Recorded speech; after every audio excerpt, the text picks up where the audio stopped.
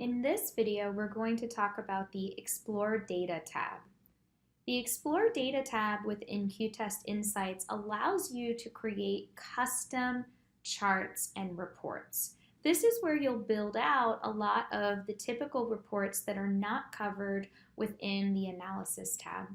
As you can see, this is broken out into different objects or what are called artifacts within qTest. This does not mean that if I click on test cases, I will not be able to build out a report against requirements. This just means that you're picking or choosing the dominant object that you would like to build reports from. So in the video today, we're going to talk about test runs. As I open this, it may take a moment to load as this will import more data than other areas within qTest Insights.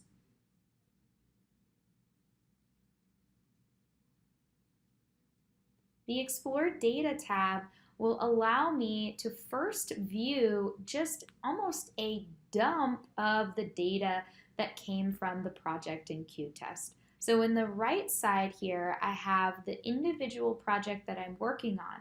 If I'd like to get reports from multiple projects, then I will use the filter icon on the left, which we've talked about in previous videos. At the bottom here, I can look at the different areas of my chart. Now, as I explore this, I might think that visually, I want to change these columns. So I can change them visually, I can change them alphabetically. I can also change the columns altogether by using the gear icon, which will allow me to hide or show different columns that I don't see here automatically. But let's say that I do not want to see the project name dropped down many times in this column. I can click on Project, I can sort these, I can filter, I can group, aggregate, format, and then we'll come to these charts as well. The first thing that I want to do is group this name because I already know that I'm only looking at one project in particular, so I don't need to see the name repeated over and over again in the column. As you can see, what it's done is group the name of the project at the top and then allowed this bar to then appear.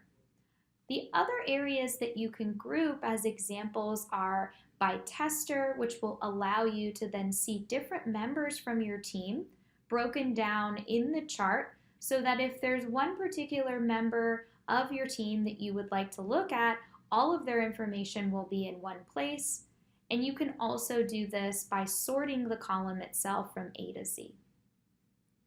Other things that I can do are rearrange the different charts. So if I scroll down and I can see all the way on the right-hand side that my defects are the very last thing that I see. But if defects are very important to me, then I can drag this particular column here over to an area that I can see more heavily. The other things that I can do is then export this information. So the downward area again is giving me the ability to export to Excel, and I can use this icon to copy the information to my clipboard. Next, we are going to discover that you have additional options here like formulas, filters, and creating charts and crosstabs. So for today, we're not going to get into the mathematical side of crosstabs. We're going to focus on these custom charts that we can build. So as I click on plus chart, this will then create a space at the top of my data, which will allow me to create a new chart. So as I create a new chart, you can see I have many different options to choose from. So the first thing that I can do is determine the label column of the chart.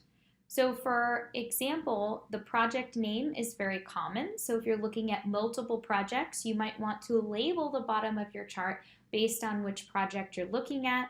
You can do this by individual testers. And as you can see, there are a lot of different options for the labeling of your column.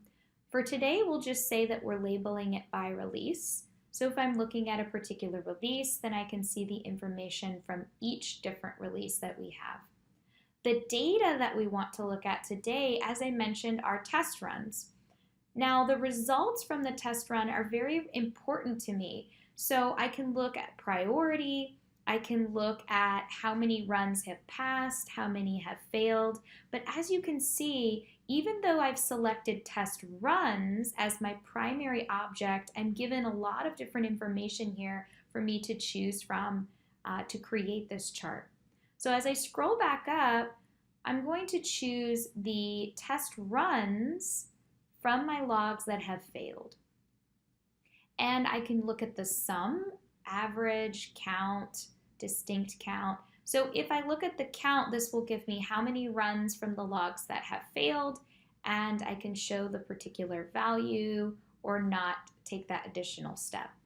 The other column that I want to look at will be defects. So if I had test runs that have failed, I would like to look at my defects. Now again, the two different things that you'll see in here are defects with a parentheses of qTest, the defects that are in qTest, or defects that are linked to an ALM system. So I will choose linked because this project in particular is linked to an ALM system. And I'm creating a bar chart, so I can decide, do I want this horizontal or vertical? And we will make this chart vertical. Once I'm ready, I hit generate. And my new shiny chart will appear. Once this loads, you can decide if you need to make any changes, because now maybe you inserted the wrong information into the data column, or maybe need to change how the values are shown here.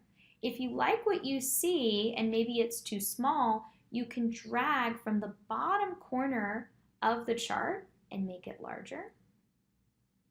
So you can change the size here. And the other thing that you might have noticed that appeared, if I zoom in, is a folder icon with a plus button.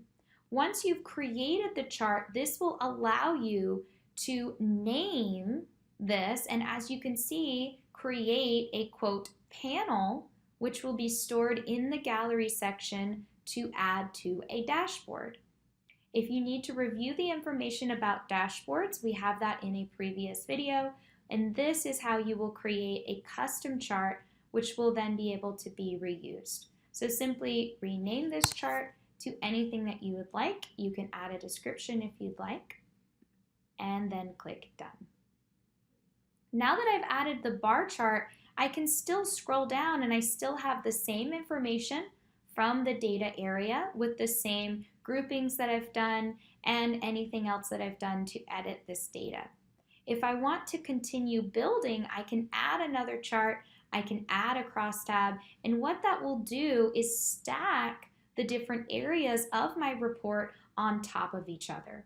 So all the information, everything that I have been working on is still saved. I don't have to be concerned that by adding another chart that I'll lose anything that I've done previously. So here is my bar graph, here is my data, and then at the very top is a new chart that I'm creating. So let's say that if we created a pie chart, and you can imagine a very good looking pie chart here that I've created, then I click on the filter icon on the left and say that this report that I have spent time building out, my pie chart, my bar graph, and the data at the bottom is all part of a report that I will reuse on a weekly basis. So instead of having to come back next week, go into Explore Data, and build out this report again, I can simply save this report. So I would click Save As from that filter area, and I can name this whatever I would like and save it. And then go into my saved reports. In our next video, we will talk about the saved reports area and how saving reports will benefit me from reusability.